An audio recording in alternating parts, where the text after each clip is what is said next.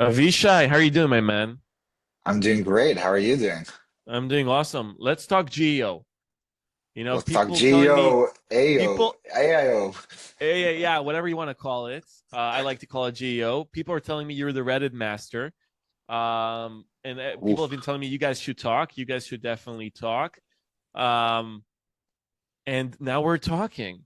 So what do you like? This whole GEO thing has been absolutely brilliant for my company, just because we have this massive distribution going on for us, and finally that distribution has become stronger than social media distribution, right? Like people, so Avishai, people would like 2 years, like a year and a half ago, they would tell me, who cares about like third party outlets? People care about social media distribution and influencers and all that shit. And now third party media is the deal because that's how you rank for Geo together with Reddit, which is I call a third. Reddit is more of like a third party media than a social media because you can't do whatever you want there, and it's hard to, you really need to be very smart in the way you play there. It's not like you can pay some influencers to run like X a post for you, right? So it's kind of different. How has the whole AI and Geo revolution been for you? I'm sure you're happy with it as well. So I think I'll start off by saying that the first thing that the revolution did that is great is that the way we search for stuff has changed, right? So when we would go to Google and the classical SEO, somebody would type something and it would autocomplete. And then there were only so many keywords that we could help rank people. So the man box, we would do these SEO backlinks deals, and I've been doing backlinks maybe 15 years already. And it's really hard to do something that's very horizontal, right? There's like 3 to 13 keywords that a company needs depending on its size. And then there's a bunch of long tail. They won't bring direct response business, but you can increase the traffic. Here's a different ballgame. You start typing into an AI engine, you type a word and another word and another word, and if it suddenly becomes a paragraph, it becomes 2 paragraphs. You describe a very specific problem. So what happened is that there are like now 500 to 5,000 to maybe 50,000 permutations of somebody asking the same question, and you have to rank each and every time. How do you rank in each and every time? You have to appear in as many sources as possible. You have to be cited in the citations as much as possible because every little shift in the way somebody types the question or puts in the challenge will lead to different citation. So you have to play extremely horizontal on the citations. You need to be on all the publications. You need to be in all the different communities where these AI engines go to scrape data from. And you need to have the on-site and off-site game really figure it out because backlinks is not going to save you here. There's so many different things, including even doing PR, press releases through the wire. These are all things that affect citations. 100%. We see this as well.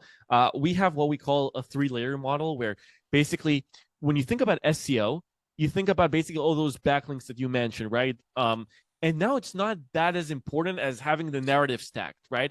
Having like specific narrative stacked one on top of another.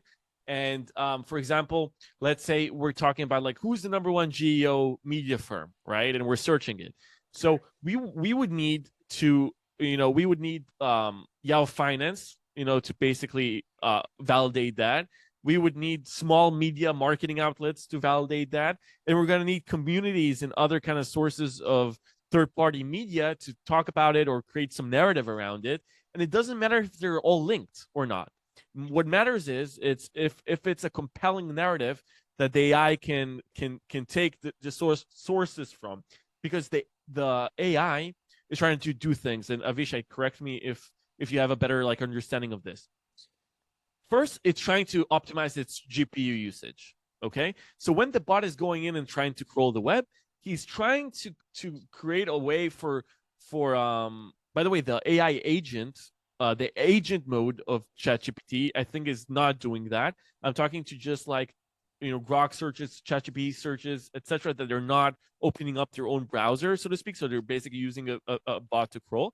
And what we're seeing is that they're trying to give you the optimized answer for you with basically optimizing their own GPU usage.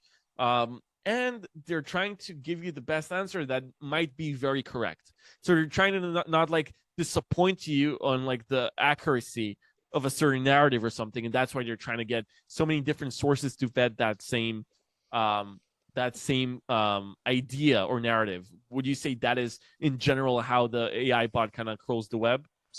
So you're really breaking into an open house right now because just today I was showing someone, look, when I type in the challenge or the question, the problem in your space, whoever that was, and or in consumer Mm-hmm. space or SMB space, which acts very similar to consumer space, the AI just brought in an answer and there were no citation. And I showed the person, look, it's a very full answer, no citation.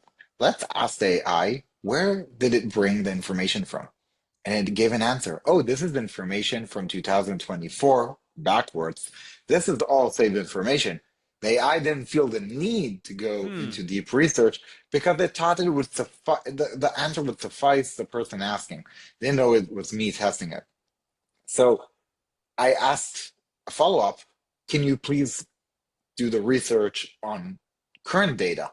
And only then it opened up its internal agent and went online and looked for all the sources. And now it rolled a new answer and gave citations. The reason I think it's doing that is because there are two reasons. One, I think it can get away with it in many cases, so that's why it's doing it. I think they're measuring the amount of times that people are just happy with the saved answers from 2024 backwards. And I think a second reason that they're doing it is because there is this kind of usage that we're kind of, I want to say, accustomed from Google, where we just get links and we start scrolling between them and hitting them. That is just so different from the AI experience, where we start reading out an answer, which is completely different in the whole experience, right? We feel we're in a conversation that we call it conversational AI that I think many times in that conversation, it doesn't really matter if it's the most updated answer. It could be a good answer in the conversation that you're having. And it doesn't remove from, I think, the overall experience if you're looking at me and you doing 100 prompts every week. And if it always used the agent, how much of our experience would be better? 3%, 4%? I don't think it's so dramatic. And that's why I say, if you're not investing in GEO, AEO, AIO now, you're going to miss the snapshot of when you're going to Right. put in the text and it's going to say this data is until 2025. If you miss the snapshot, if you miss a year of work on AI, that's a year that you might not come up in the shortcut answers. That's why I'm telling people you have to act now so you get in before the next cutoff of learning of these AI engines. 100%. So Avishai, check this out. This is a story I tell a lot of people, prospects and clients and friends, whatever in the industry. Um, so because we're like into this space and like I'm super intrigued and we're seeing amazing results with GEO. I went and talked to a lot of like people who actually work on those LLM algorithms, etc. And something funny, there's something that's really funny that not a lot of people think about is that when OpenAI launched ChatGPT, they thought that they're going and I'm putting rough numbers here, so don't take the exact numbers into consideration for people who are listening, but just get the nuance. So they were thinking, okay, we're gonna update the training model every specific period of time. Let's say every 6 months, we're going to update the training model, and we're going to optimize our GPU usage because every time the bot crawls the web, the cost for that is much more significant than taking saved answers from the training model. And this will be an amazing tool that will satisfy a lot of people. And then what happened? What happened? Perplexity came out, and Grok came out, and Claude came out, and all those other competitor alternatives came out, and they immediately searched the web, and they started bringing in better AI results for clients, or like more satisfactory results to those clients, to searchers, because they went and searched the web immediately, and didn't use as much short answers or kind of like saved answers from their training models. And then ChatGPT was like, and then OpenAI was like, hey, like we need to search the web like sooner. Like we need to search the web every 3 or 4 inquiries. And now they're like, we need to search the web every 1 or 2 inquiries, right? Depends on the inquiry, obviously, but in general.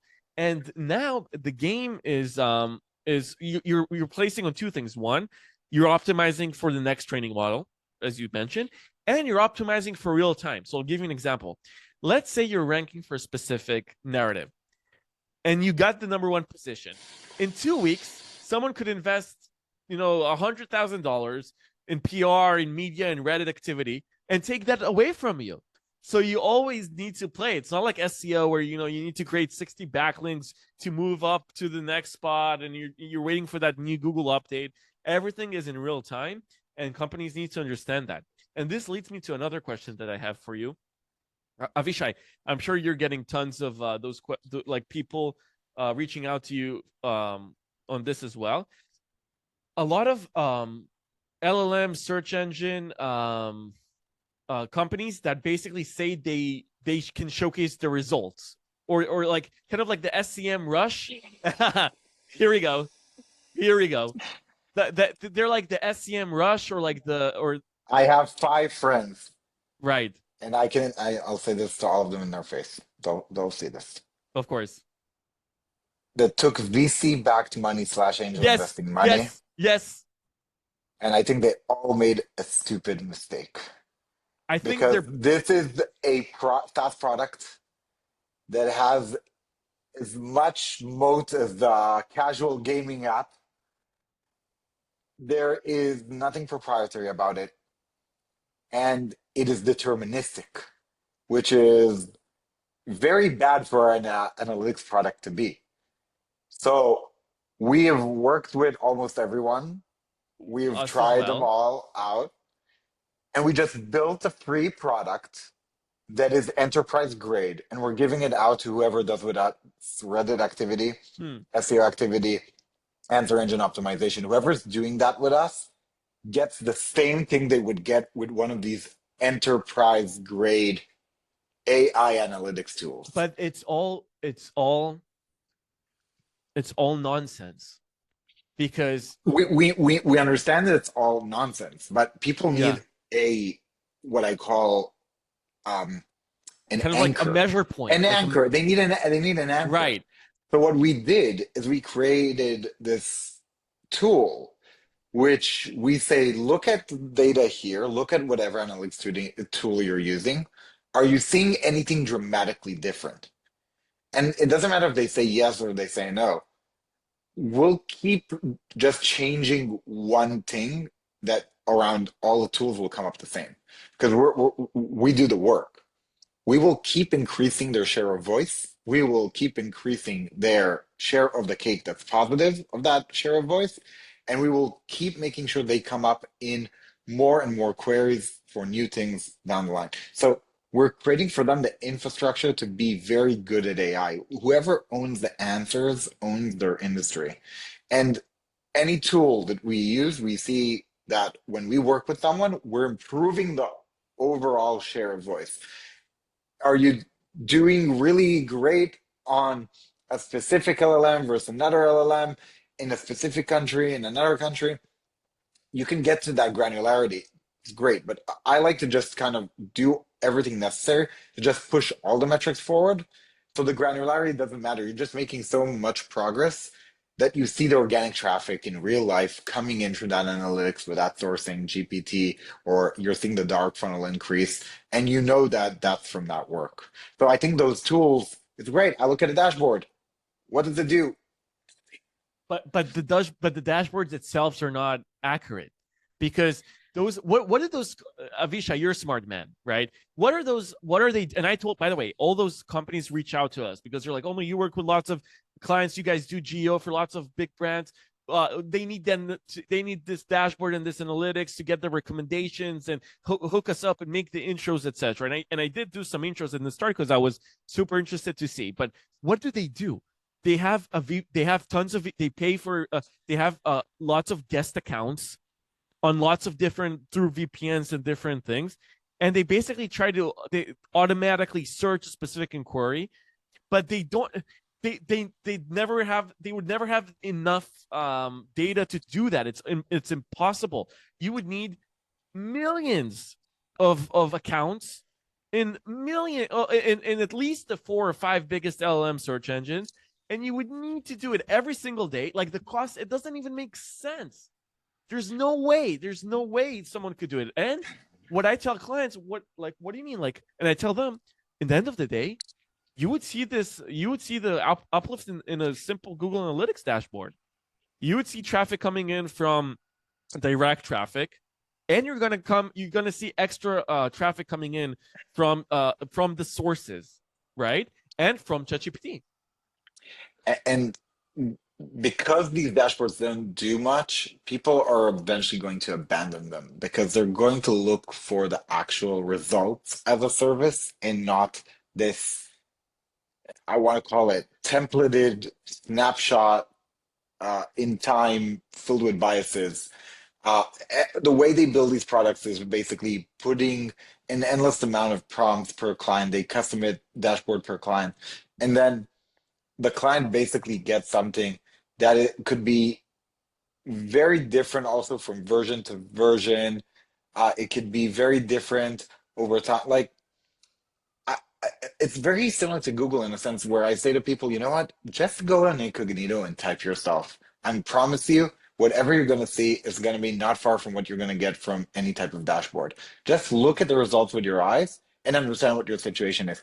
Monitoring an endless amount of permutations in a way that is prone to biases is just going to make you chase your tail. And they're leaving you to do all the work, these analytics companies, which, I understand they are a software company, but I really believe they have to think hard how they're going to bring real value to the software company in the space where they all kind of went, did the same thing, made a different dashboard, and just stuck it in front of people for anywhere between $2,000 bucks, like $2,000 on the top, all the way down to $50 on the bottom. If all these products are very similar in nature, why is there such a huge price discrepancy? It should look like SEMrush and Ahrefs in the end, where the pricing is Right. virtually similar. Yeah, I obviously agree with you, and I They're find it capitalizing on ignorance. That's what they're doing. they're These AI I analytics 100%. companies are Yeah, capitalizing on yeah, ignorance. and then those VC firms will come in and they're like, oh, there was like this bubble of AI analytic tools for LM.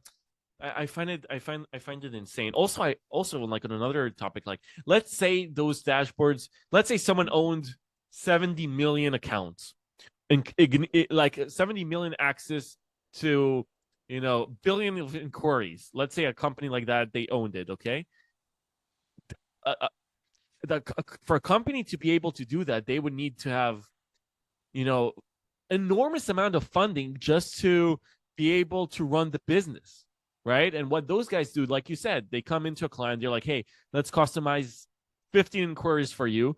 Then they try to they use their, I don't know, like their 300 accounts to run, because they don't have more than 300 accounts, because they even those who raise $4 or $5 million, and we both know who we're talking about, like they are not, they don't have so I just feel like CMOs and people who are listening to this really, and marketing leaders need to understand that, and know that there's a better way. Okay, so listen, we don't have much like I need to jump to another meeting very soon. Let's talk about Reddit. Like, you're a Reddit master. Why is Reddit so important for GEO? Like, it could take me through this. First of all, it's important to say Reddit is important for Everything. everything, right? Like I think it was 3 years ago, 4 years ago, I went on a podcast, a very popular one in Hebrew called Geekonomy, and I talked about Wall Street bets, which is the Reddit subreddit. That Yeah, dude, eventually I'm sorry to cut you off, but just for the thing, like we made I told you our business model before, we made a lot on AMC with Wall Street Bets.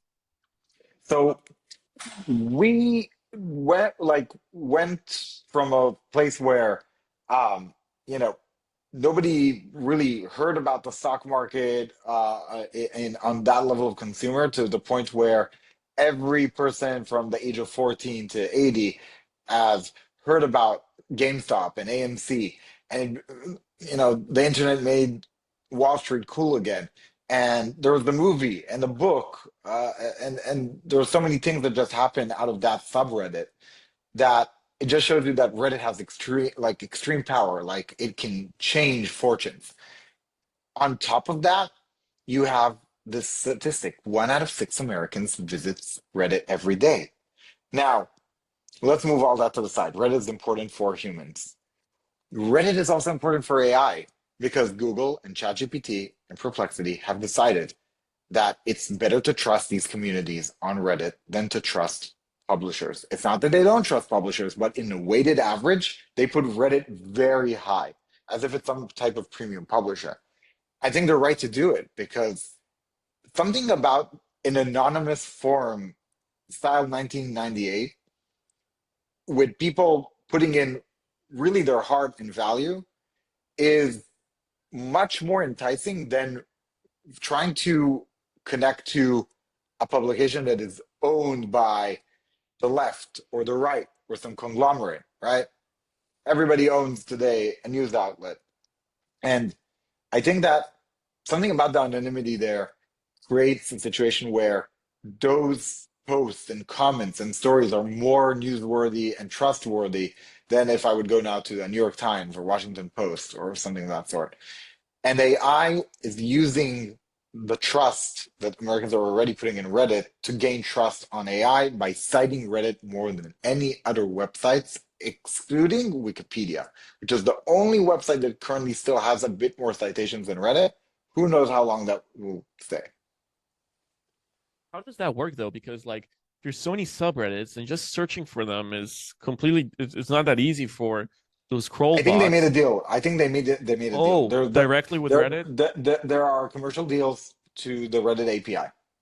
Got it. Okay, so oh Yeah. right. So they don't even And historically there was the Reddit archive, I think from like 20 years of every Reddit activity that was ever created. Somebody put out, I think it was a petabyte or petabytes of data out, and I think it was people were able to download it. Interesting. I didn't know that. Okay, so they're connecting directly to the IP. That makes a whole. That makes like. Yeah. By the way, they're also connecting directly to Business Insider and Reuters, OpenAI. You Yeah, got two they have deals. commercial deals. They have That's how commercial the deals. publishers are living right now. They're basically continuing to feed the beast. Exactly. Exactly. So I really need to jump. I could talk to you for hours, but what is like the number one? What's like? Obviously, don't reveal things that you charge lots of money to do because there's no point in doing that. No, it's But fine. We like, have no secrets. Anybody on sales call yeah, can but learn like, everything what? with How, us. how do you like control the narrative on Reddit when it's so unbiased in a sense? So it's not about controlling the narrative. It's about pushing it in the right direction. I think the way we Mhm. do this is we bring an authentic voice into Reddit.